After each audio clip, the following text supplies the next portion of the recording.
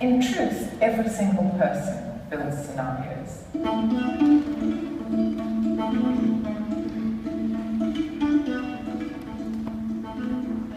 One always asks, what if I do this, this might happen, whilst if I make this decision, the route is more likely to be that. We're actually building scenarios of the future and then coming back to make sure that the decisions we make today give us the future we want. In our case, the issues were innovation and intellectual property. Intellectual property has become such a phenomenal concept that is interdisciplinary, that touches every aspect of people's life. In fact, in some cases, intellectual property is a matter of life and death. So we are asking ourselves, what is the future of innovation and intellectual property will be like in 2035 in Africa? The Open African Innovation Research and Training Project, known as OpenA, has spent 3 years researching scenarios. The scenarios developed look ahead to the future of knowledge governance, innovation, and intellectual property in Africa. A draft report on the scenarios was launched during a conference at the University of Cape Town, attended by participants from 53 countries. The final scenarios report is now freely available on the OpenA website. The publication is the product of extensive research, including in-depth interviews with experts in Africa and around the world, and 10 different scenario building workshops attended by OpenA network members. A key task for the OpenA scenario builders was to decide which forces are most likely to be the drivers of change, pushing the evolution of knowledge, innovation, and intellectual property in Africa between now and the year 2035. It was only after nearly a full year of research and workshops that the beginnings of distinct scenarios began to emerge.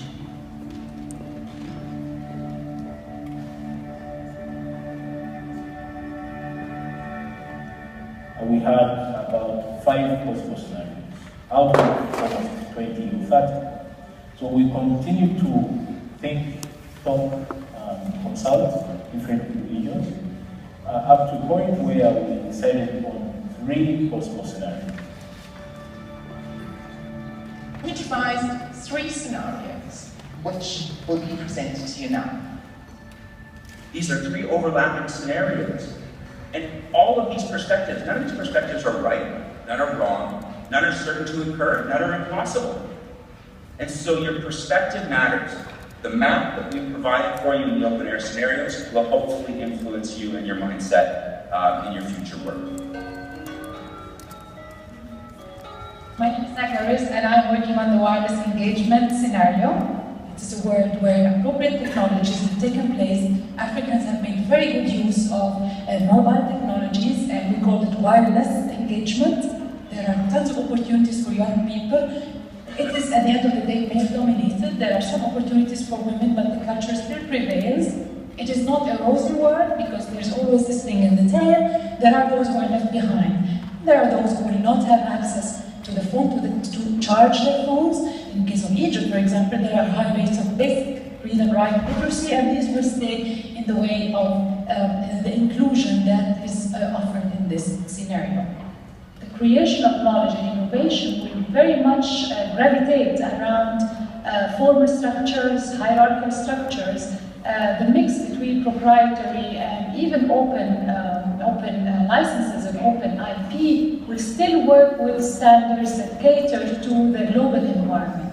In general, the recommendation of the research would be to keep an eye on the threats. Those who are not able to learn the rules of the game will really fall behind, and it's likely to be a winding down, not just in digitally, but also in income and development in general. But just from the presentation, I would love to hear from you. What did you think of any of them? Did you relate to any of them? Did you see, this is what's going to happen to Africa in 20 years? I mean, I don't mean to put you in the spotlight, but I always like to hear the response of, yeah, thank you. I thank my panelists and I thank the speakers for your attention. And both books are freely available for download on the Open A.I.R website, which you will find a link to on our executive for some logistics. Okay, logistics again. We're going to have, I will ask you to make a 10-minute break. We're coming up to our last session, which will be about research policy, research advocacy and policy. I know we're getting to the end of the day, but I promise I will have some energy to, liven the discussion. It will be an interactive panel of questions to panelists, and hopefully the audience will be engaged as well. So we will not be giving presentations, it's more of Q&A with the panelists and with the audience. So kindly try to be here in 10 minutes, and then we'll have one session. Thank you. There's no good or bad scenario. Every scenario has its good sides and its sting in the tail.